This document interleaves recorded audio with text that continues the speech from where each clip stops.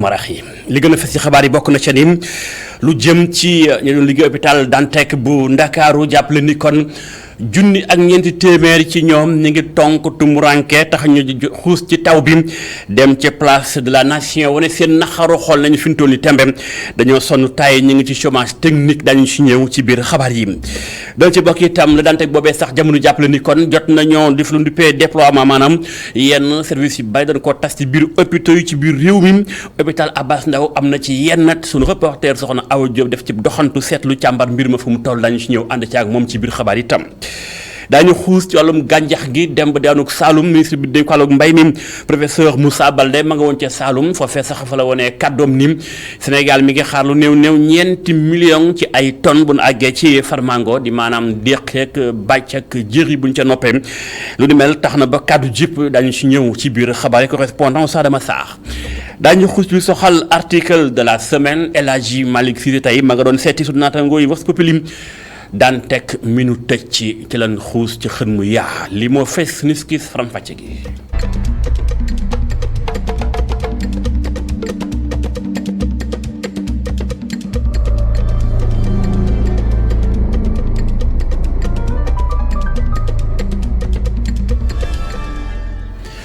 gërëm leen ci ànd bi ak ñun ITV faram-fàcce xabaaru marax yi dañ koy tàmbale ci lu jëm ci mbirum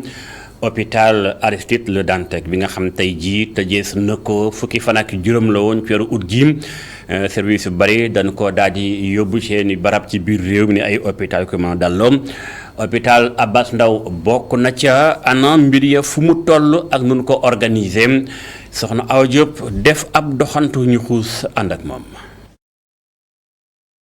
lu ko dalee ci laboratoire bi jaare ko ci service pédiatrique bi ba ca bloc opératoire bi bépp service bu nu délocalisé fii ci centre hospitalier Abass Ndao tàmbali nañu seeni liggéey xanaa rek xaarandi yenn réaménagement yu espace yi ngir mettre à l'aise personnel bi ñu fi redéployé daal di yegg suñu sukkandikoo ci directeur bu centre hospitalier bile.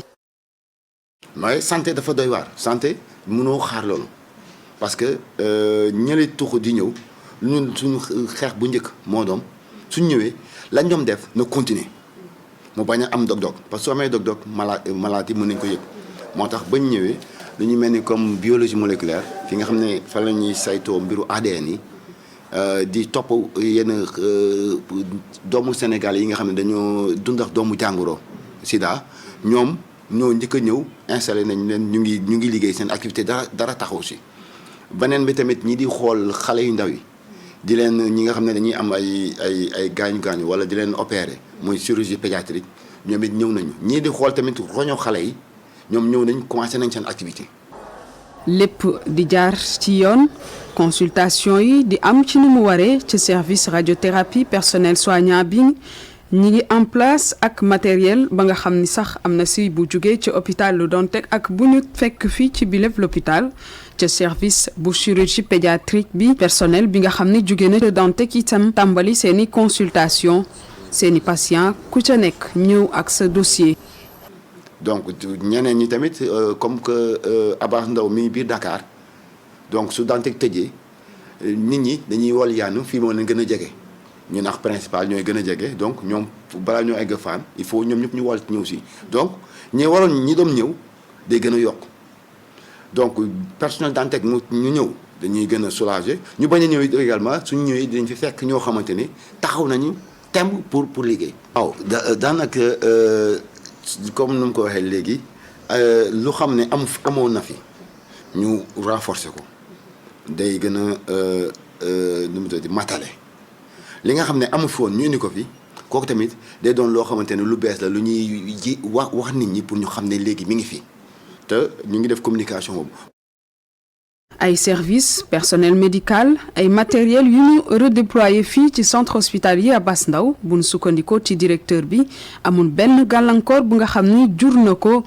ci barabu liggéeyukaay bi wala sax ci xarañte fu liggéey bi. mënul am maanaam chevauchement xëy na hôpital yi dañoo am périmètre maanaam dafa am comme nga am sa kër. donc am lu nga xam ne mooy yow sa titre foncier ne sa kër fii lay am kër gi nag mun nga ça dépend si nit ki su xol bi xatul mun nga accepter ku nekk ndax kenn moom fi dara donc service public dañ fi nekk pour malade yi donc pour taxawu malade yi et jàkkoor moom mu am jafe-jafe si wàllu administratif ñi personnel bi di ñëw wala muy am jafe-jafe si wàllu paj mi ndax ñii ñëw dañoo ñëw wax seen xam-xam ñëw fekk fi ay borom xam-xam tamit ñi nga xam ne ñoom la ñu waat ñu war a àndandoo bokk benn gis-gis muy lan muy ñu soulager population yi faj leen taxaw leen ku ñëw ñu faj la ba soo demee sa kër vraiment mën a am. ci lu soxal nag rumeur yi ci tarif yi docteur Amadou Ndiaye ma ngay fàttali ni tarif bi ci bërëbu fajukaay public yi ab arrêté ministériel moo koy définir di xam leen nag du am benn coppite ci wàllum tarification bi lu ko dalee nag service biologie moléculaire service chirurgie pédiatrique jaare ko ci bloc opératoire yu urgence yi bépp service bu nga xam ni tuxal nañu ko Le Dantec indi ko fii ci Abass Ndao ñi ngay amal seen activité ca ni mu waree di xaarandi rek xanaa fileeg ndorteelu ayu bés bi yenn ci réaménagement wu espace yu ñuy def mën a yegg ba gën a ñoŋal qualité wu service bi. soxna Awa Diop jaajëf moo xuusoon ci biir hôpital Abass Ndao di seetim yenn service yi ñu jógee ci hôpital Dantec yóbbu ko fa ana fu mu toll waaye fa mu toll ña fa doon liggéey ca Dantec moom dañoo gis ni mbir yi dara doxul junni ak ñeenti téeméer ci ay agent ñi ngi nekk chômage technique maanaam kon xëy ñu liggéey fenn lu mel moo tax ñu xëy tey daal di xuus ci taw bi dem ca place de la nation yebbi seen naqaru xol ba fii du doon baaraam directeur l'hôpital ni Dantec nam doxee dëppul ak yoon. président Macky Sall ni xaar mu dugal loxoom ci mbir mi ngir xam seen ëllëg fu nar a jëm ñu xuus ànd ak Faram Facce ak Mamadou Cissé dina mbay.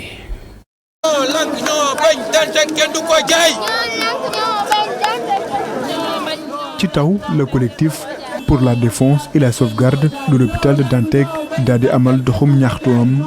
liggéeykat yi nag di wone seen njaqare gannaaw ci lu toll ci junni ak ñeenti téeméer. ñi doon liggéey ci biir hôpital nekk ci jamono ji ci chômage technique ñoom ñooñee ñu ngi sàkku ci njiitum réew mi mu taxaw ci seen i mbir. balaa ngaa tabaxaat lijjantil sooru personnel bi ba pare loolu dañ ko waroon lijjanti bu yàgg mais defuñu ko bàyyi ba dernier moment ñu ne fi naan dañuy affecté diw 1400 agents yoo xam ne ñu ngi chômé kenn xamul fu ñu jëm. directeur moom waxuñu lu leer. ministre bi waxuñu lu leer donc président rek la ñu mën a waxal instant président rek la ñu mën a waxal moom rek moo mën a wax ci sooru personnel te ñu ngi koy interpellé mu wax ci sooru personnel. El Hadj Abdoulaye Ndione ak ñooñam ñu ngi xamle ni ànd nañu ñu defaraat bile hôpital waaye lu ñu sàkku rek moo di ab transparence mën ci am ci seen gis-gis ñetti hectares yi waruñu ko jaay. assiette boobu tôt ou tard dañ koy soxla santé day évoluer fii ak 2 ans 3 ans dañuy soxla suuf soosu. rawatina Covid bi ñëpp gis nañ ko Covid bi mu fi ñëwee dañoo am problème espace donc santé day dox 3 hectares yooyu nañ ko fa bàyyi ñu bañ ko jaay parce que day delluwaat lépp ci médecine donc je pense que jaay suuf moom pour tabax hôpital loolu kenn mësu koo gis. waaw du solution. organisation société civile ay député ay syndicalistes de la santé teew nañu ci bile manifestation liggéeykat yi nag ñu ngi xam ne ni dinañu amal yeneen mobilisation ci réew mi ci fan yu ñu jëm ngir rek. autorité yi ñu daal di dellu si waat ci seeni décision.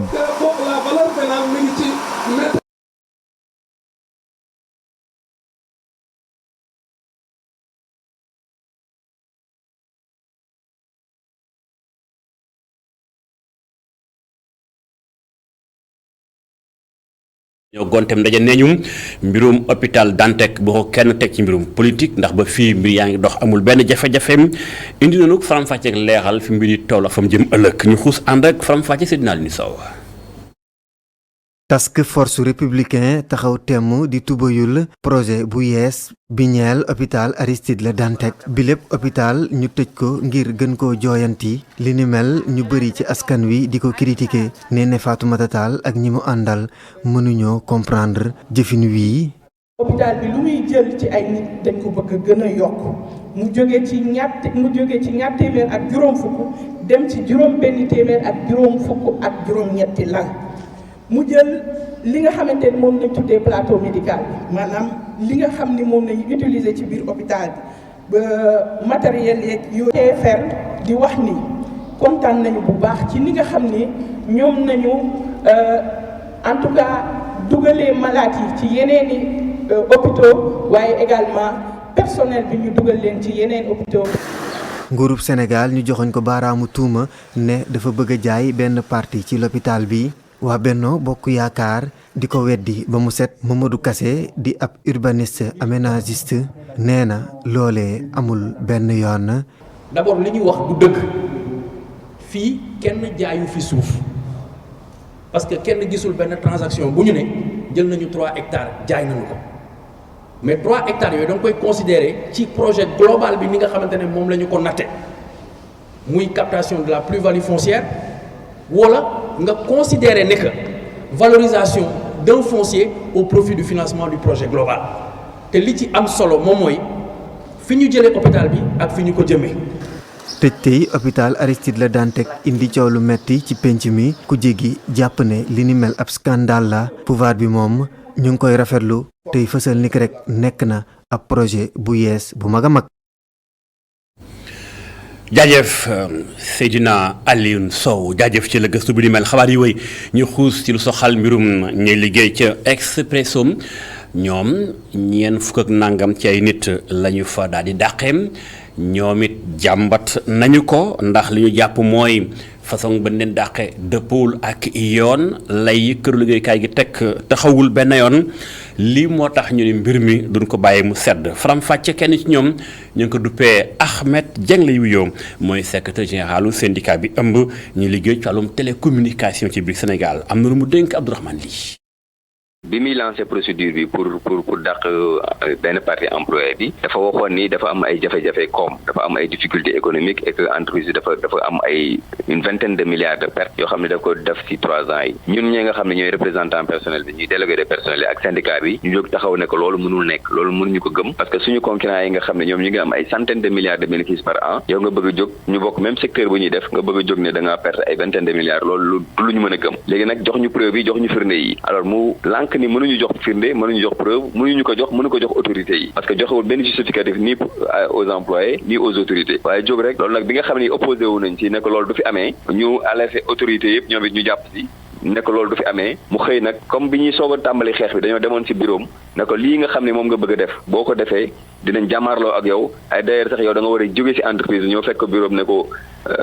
monsieur Radi Almamoun tu dois démissionner loolu moo ko metti ba nga xam ni léegi nag dafa convertir motif bi jóge na léegi ci motif économique ne léegi dafay dàq personnel parce que dañoo def faute lourde parce que dañoo ñëw ci bureau am di ko yuuxoo naan ko démissionnaire. léegi justement par rapport ak loolu lan ngeen fas yéene def jamono ji. démb ba léegi ñu ngi en conclure ay rencontre ay ndaje ñun ak suñu conseil yi suñu avocat yi ak suñu centrale syndicale di xool yan jéego la ñuy teg à partir de lundi matin bu ñu xëyee bureau ba rek incha allah ñu commencé doxal plan d'action boobu mais daal li wóor mooy licenciement bi duñu ko nangu personnel bi parewuñu pour nangu ko te du fi amee.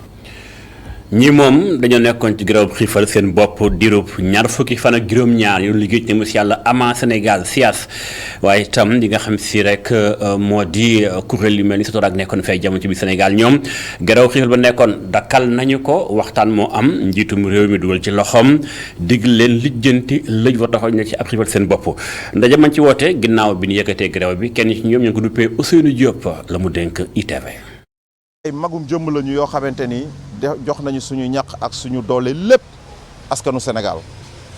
régime bi fi génn muy régime u Abdoulaye Wade fay ñu presque les 2/3 de nos sous ou la moitié de nos sous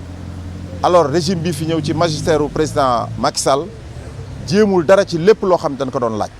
kon tey bu dellu see retourné ñëw ñëw nañu arrêté su dellu see voyage te yaakaar naan dellu si na ci réew mi dinañu woo waxtaan régler ñun suñuy problème lépp féetee boor jàmm am comme ñun loolu lañ soxla ci réew mi ñun nangul ko mais nag lii ñuy def nii tey jii dañuy surseoir grève de la faim bi ñu doon def mettre sur pied une cellule de crise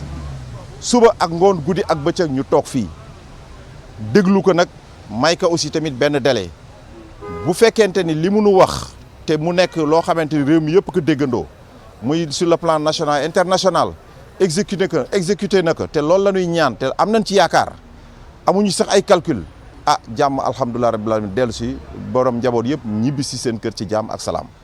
su fekkente ni nag loolu mu ñu wax dara nekku ci wala defuñu ci dara dinañu delluwaat ci grève de la faim bi ñu doon def. muy grève de la faim bu nu dakkal dànkaa fu nañ fekkee mbir mi amul saafara daañu delluwaat delloo bu mu ca mboy boy gëm fàttaliwaat leen ni fukki milliards ak ñett ci franc CFA la état bu Sénégal amel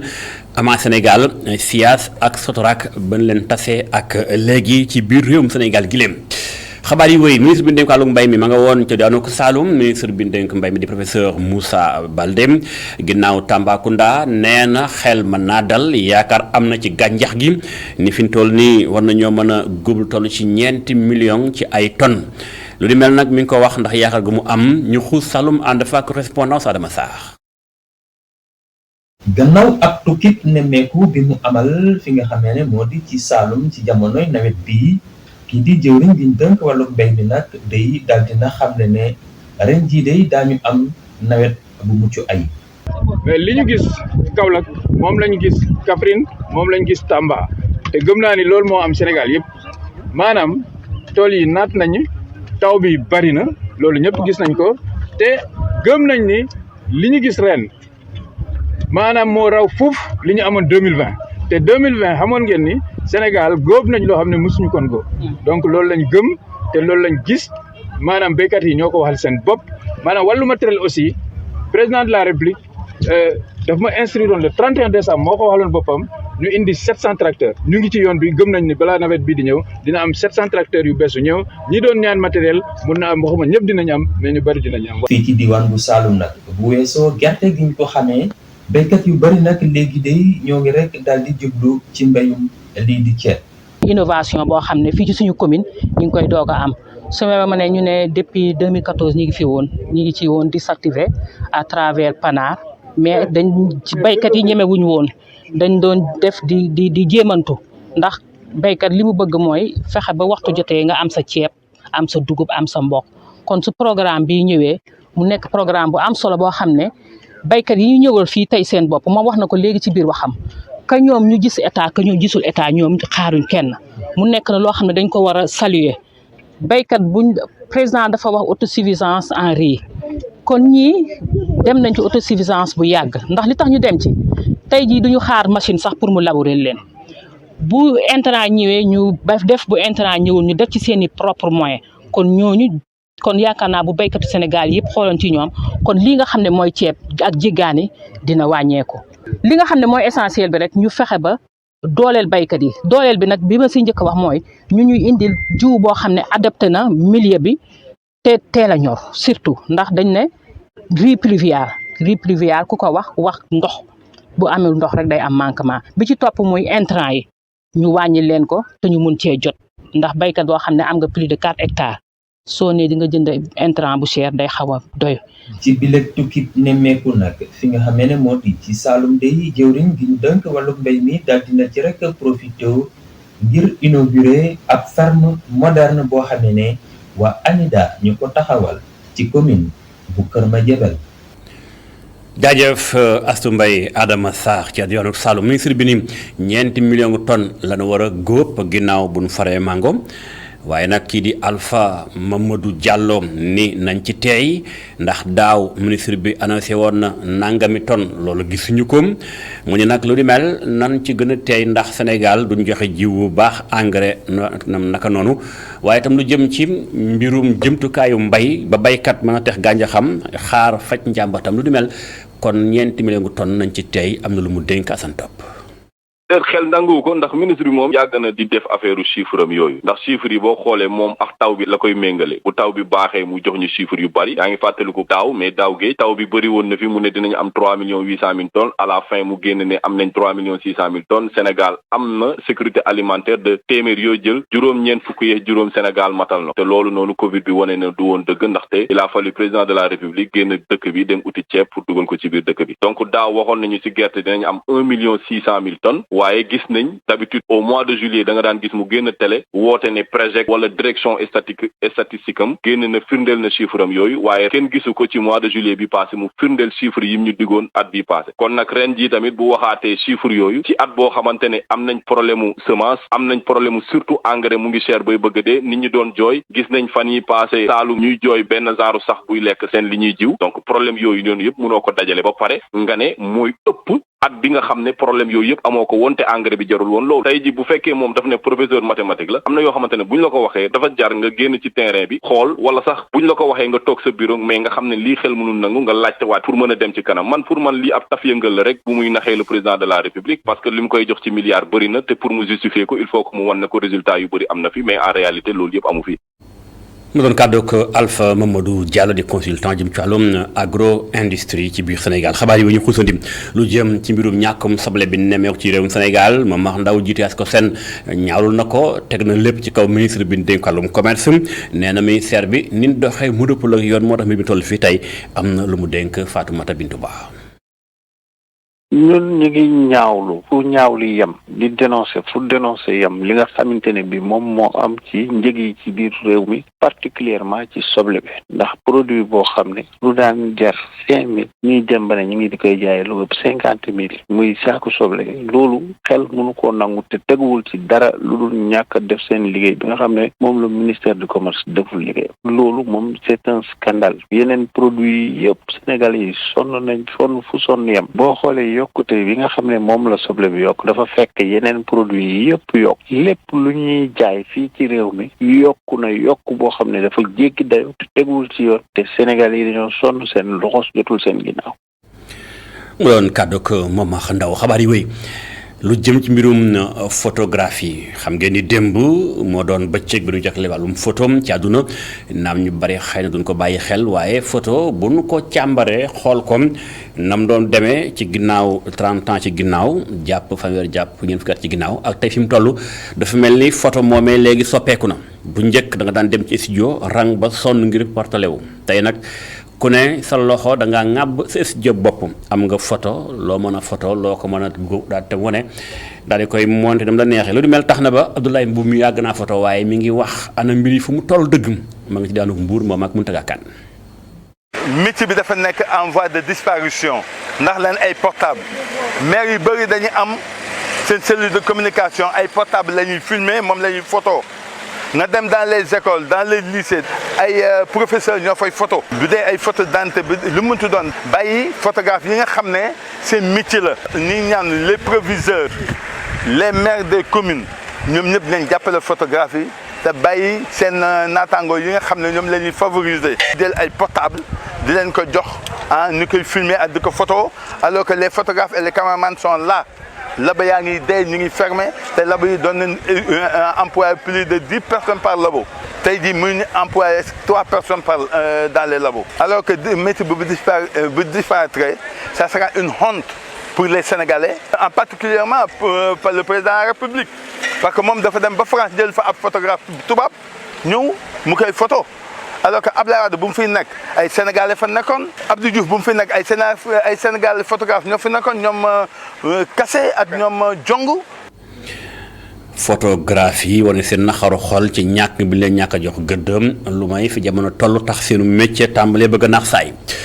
leneen ci xibaar dañu dellusiwaat pàcc bi ñu jagleel gëstu bis bi di article de la semaine sunu naataangoo yu Vox Populi moom la Serigne Malick Cissé demoon seetim dañoo becc ci xët mu yaat daal di koy jagleel tëj bi ñu tëj hôpital Aristide Le Dantec lu ni mel tax na bam càmbax nañ ko ci lu yaatu ñu ànd ak El Hadji Malick Cissé.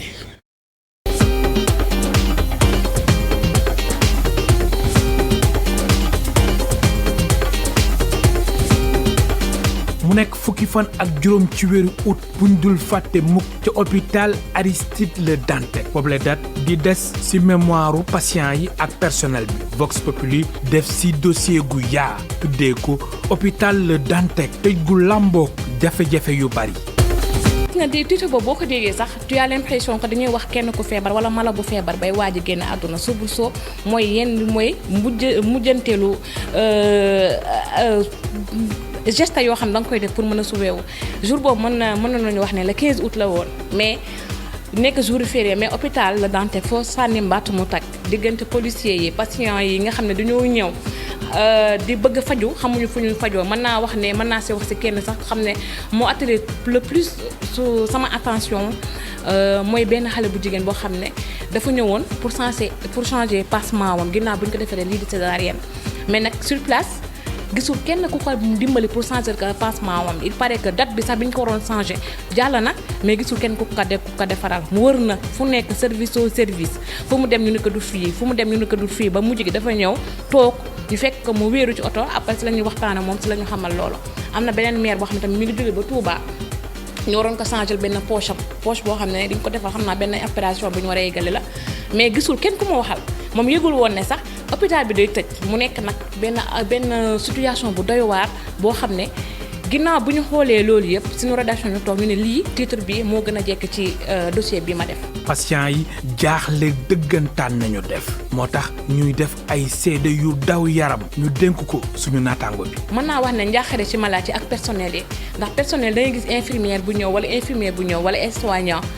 professeurs yi moom xam naa dañoo teel a jot seen i mbir mais sur place dañuy gis ñoom ñu ñëw ñu wàññi leen ay personnel soignant yoo xam ne mënuñu sa def am accès pour dem récupérer seen bagage yi ñu fa fàtte woon mu nekk nag affaire bu doy waar même bu dee le 15 boobu décision bi ñu jëloon pour tëj ko dañ ko mujj yóbbu ba le 16 mais situation bi doyoon na waar entre policiers yi oto yi déménager bagage yoo xam ne xamuñu fu ñu jëm affaire bi daal mu nekk lu diis désespoir moom mën nañu ak njàqarik tiis moom mënoon nañ ko woon sentir bu baax a baax jour boobu la Dantec. directeur bu hôpital Aristide Le Dantec dénk yéenekaay bii di Vox Populi ni lépp lu jëm ci wàllum prise en charge dañ koy wéyee ni Babacar Thiandoum moo xamle li ni mel. Babacar Thiandoum moom nekk bi ñu ko fekkee tamit sur place mu nekk ku dal ndax nekk na ñëw na ci ñun moom moo ñëw ci ñun fekk ñu taxaw mu ne yéen ay journaliste ngeen ñu nekk waa léegi nag mu commencé di wax il a expliqué la situation léegi lépp la situation est sous contrôle lépp mi ngi ci dafa war a jaar yoon lépp lu jëm ci processus bi war a accompagner mooy service yi ñuy jël war ko wasaare si yeneen service yi nekk ci hôpital yi nekk fii ci Dakar Thiès ba Touba processus bi yëpp dina jaar ci yoon tam personnel bi bu ñu jaaxle même bu ñu jotul note pour wane ne yow affectation am na nañ seen xel na dal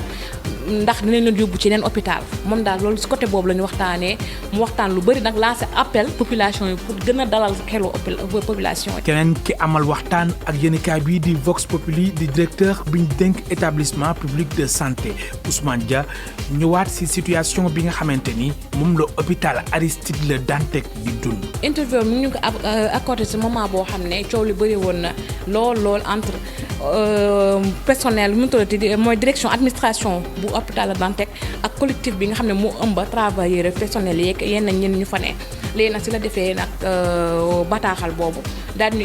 expliquer lépp processus bi lépp fépp mu war a jaar yoon ne lii dafa jot pour ñu tabaxaat ko c'était en 2005 xaw ma si ay waxam ba léegi c'était sous Wade sax ba léegi nag Macky Sall moom moo ko matérialisé dafa jot ñu tabax ko d'accord mais tamit lépp lu jëm ci wàllu gunge bi pour toxal boobu nee na xam na ne nguur gi jël na ci ay matuwaayam jël na ci sax ba joxe benn numéro vert boo xam ne 800 la 00 50 50 nga xam ne képp ko war a faju bëgg ci information mën nga fa oote pour ñu jox la information boobu pour nga mën a xam fan ngay fajoo ndax service yi diñ ko comme ni ñu ko waxee woon sànq rek ak directeur hôpital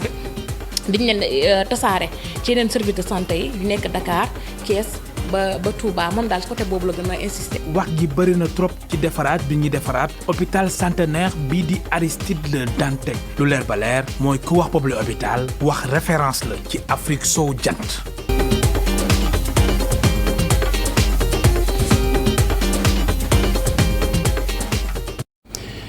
jaajëf El Hadji Malick Cissé jaajëfa tamit waa Vox Populi ci xët mu yaatu mu jëm ci hôpital Dantec gërëm leen ci ànd beeg ñun ITV gërëm it mboolem mi doon bàyyi xel suñuy programme 19h45 xabaar ci français ak soxna Aïssata Ndiaye Fall lay doon ba ci kanam jaa ngeen jëf.